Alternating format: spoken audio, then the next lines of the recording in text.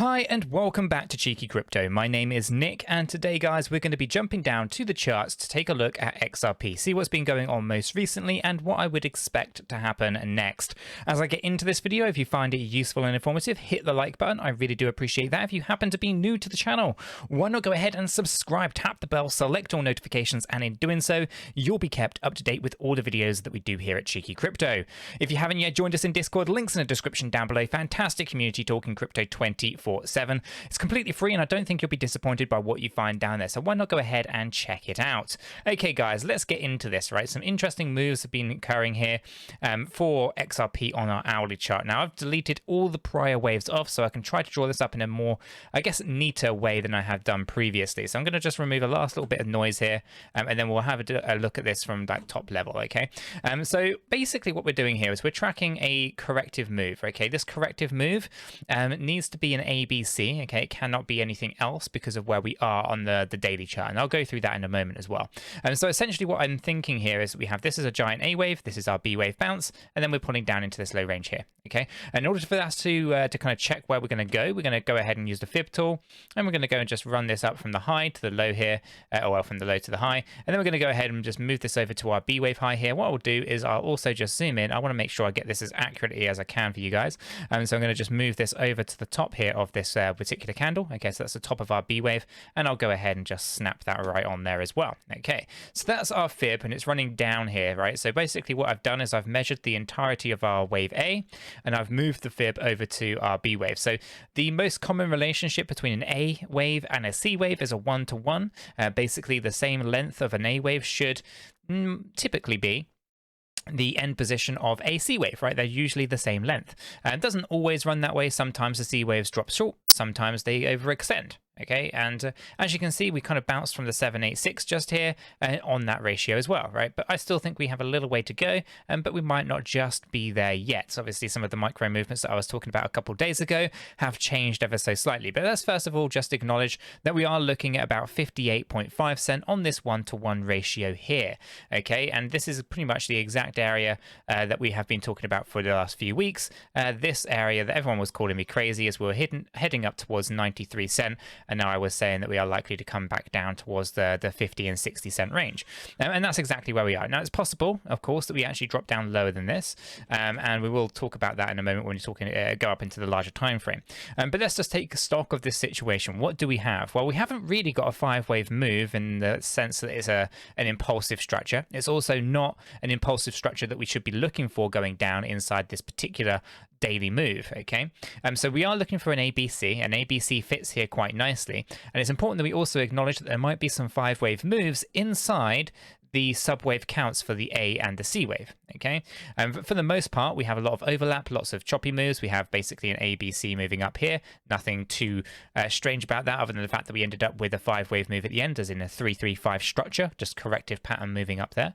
We're pulling on down here, and we could argue that this C wave might be a 5-wave move, okay? And we take a look and we say, okay, well, there's possibly 5 small waves in here, and there's definitely 5 waves in that move. Could we see 5 waves coming down a little bit lower? It's possible. It absolutely is. However, I think this last move here is not exactly definitive of that. But what we're going to do is we're going to zoom in on this and we'll just pay attention to some of these subwaves in a little bit more detail, right? So we know that we're heading down towards that 58 cent range according to the 1-to-1 ratio of the fib that we've put on here, okay?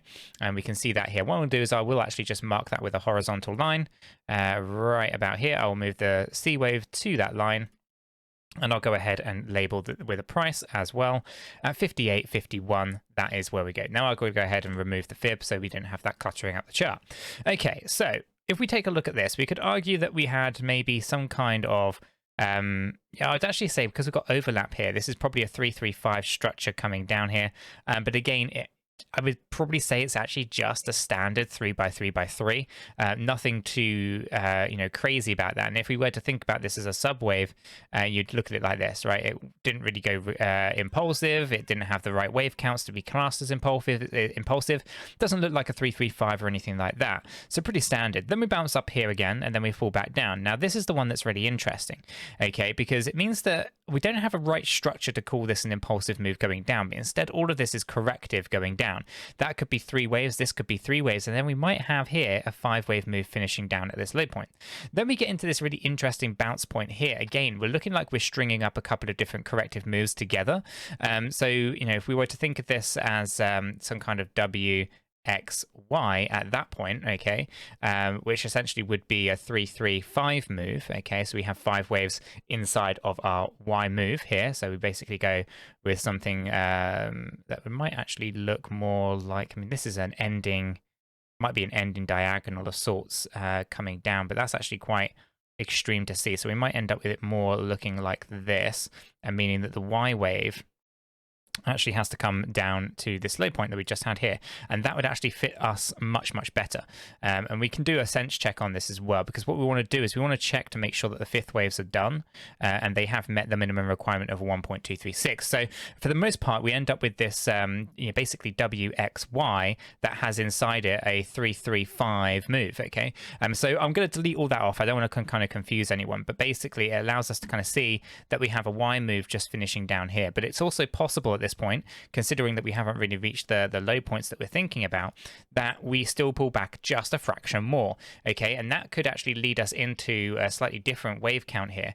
So maybe not a WXY, but it could also end up being maybe something like a WXY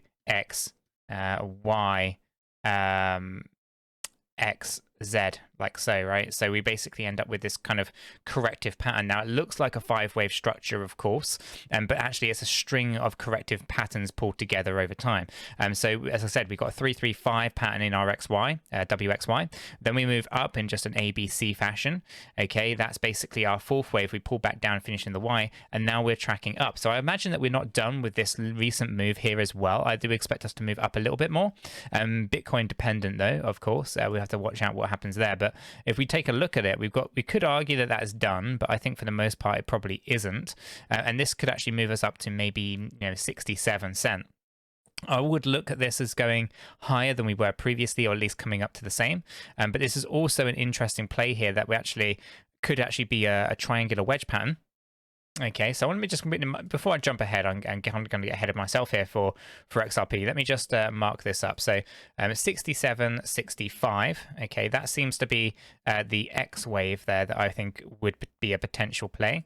Okay, but we should also acknowledge that this might not be the X wave, and the X wave may have finished, because what we've also got is a move here with like that ABC, and then we're falling down here. Now this recent kind of sideways trade that we've been seeing right inside here could also be chalked up as some kind of wedge pattern, okay, and it could actually be that we've broken down and we're inside this move, and then we've got to kind of bounce up, move up to the X wave, but also it could be read the other way around, right? And we could read this from the top here, we've bounced up and we're waiting to come crashing back down. This is also a possible move, and that we haven't finished the 5th wave. This could be some kind of complex 4th wave inside of our final 5th wave going lower of our Y wave, meaning that there is no X and there is no Z, and instead we're just finishing a really deep C wave corrective play.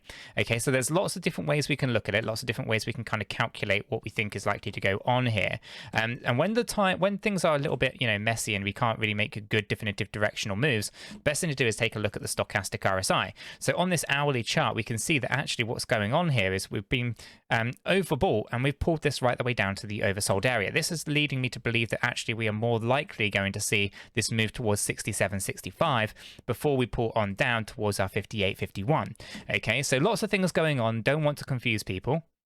But essentially what we've got here is momentum indicating that there's probably going to be a surge upwards before we pull on down any lower. And if that is the case, then we are still on track for our 58.51, and we'll look for some kind of move that will complete our Z wave right down at those low points. Okay, so a lot of stuff going on when it comes to XRP, specifically with these micro movements. Now what I'm going to do is I'm going to essentially delete the moves off here, okay, because what I want to do is keep the ABC structure here, okay, knowing that we're kind of looking at that kind of subwave count, we are heading towards 58, 51 in my opinion. But when I come up into the daily chart and we bring this back down, it's always important to take stock of the bigger plays, right? If we're ever in doubt, zoom out and all that kind of good stuff. Now, I've put this on Twitter a couple of times. I talk about it a reasonable amount, but basically we're in some Elliott wave triangle here. We're inside the E wave, which is the final move, and we're looking for the breakout out of here. Bitcoin's in a very similar position. We're looking towards the end of its corrective move. $34,000 Bitcoin seems to be where I estimate the low point for BTC to be, but does seem to be some volatility to be expected around 35, 36, and 37,000. So anywhere around there could be really good spots for Bitcoin. Now, on the journey of XRP here, we are looking to come down, but we haven't actually got too much further to go, right? So if Bitcoin goes down lower, i.e. $34,000, then this E wave might overextend the expectations of 58, 51. And E waves would be quite well within their right to overextend outside of the bounds of this triangular pattern. Okay, there's no rules really set for E waves as such, right? They have to follow an ABC structure. And the subwaves of that AB structure might be 335, it might be 333, it might be a whole host of different types of corrections strung together. But essentially, you'll be looking at this E wave eventually finishing with a C wave low, and then we should get a breakout, okay? I estimate this to be 58, 51 at the moment, but that might change depending on what Bitcoin does. Essentially, though, it would be absolutely fine and technically possible for the E wave to drop down lower towards even 40 cent if the time does come where Bitcoin bleeds out quite heavily. Should it not, though, and should it actually hold up quite well around that kind of $36,000, $37,000 range that I spoke about this morning, then Bitcoin might actually, bring XRP into the range of 58, 51, and then reverse and actually start its next structure upwards. Now, as I zoom out of this, I've spoken about it before, the 1-to-1 ratio with our A wave and our C wave would put us at about 997, so a pretty standard kind of play here, nothing too strenuous and pretty much well within the grasp of the entire crypto space. But we would have to see the entire crypto space perk up as well. Okay, so I do expect big things for Bitcoin, mainly because there's a shortage of supply on the exchanges, multi-year lows. Over 4 million Bitcoin more has left this year than has gone on this year. So a significant shortage of supply for BTC is going to drive the price of Bitcoin significantly higher without actually requiring too much money to flow into it. And as a result of that, you'll start seeing a lot more FOMO the higher and higher the price of Bitcoin goes. And pretty much the entire crypto space, including XRP, will balloon up together. So when we talk about XRP moving up 1,600% to 997, that's actually incredibly achievable, considering, most altcoins will be looking at around 1,600 or greater anyway. So it wouldn't actually put XRP out of the realms of just being aligned to the rest of the market and growing proportionately from where they are right now, with those altcoins also growing proportionately. Okay, so yeah, I think we've got some interesting stuff to play here. Obviously, be aware that the 618, the 702, the 786, anything from $3.20 to $5.28 are likely to be areas of resistance for us on this journey out of here. So be cautious, as we always say, on this journey out. But essentially, we're coming close towards the end of this E-wave finish. And as soon as Bitcoin decides it wants to reverse, I think that will mark the completion wave here of the E out of this triangle, and then we start our traction back to the upside. So guys, I'm going to leave the video there. If you have found this useful and informative, hit the like button. I really do appreciate that. If you happen to be new to the channel, why not go ahead and subscribe, tap the bell, select all notifications, and in doing so, you will be kept up to date with everything that we do here at Cheeky Crypto. With all that said, done, and out of the way, I hope everyone has a fantastic day, and I'll catch you all in the next one.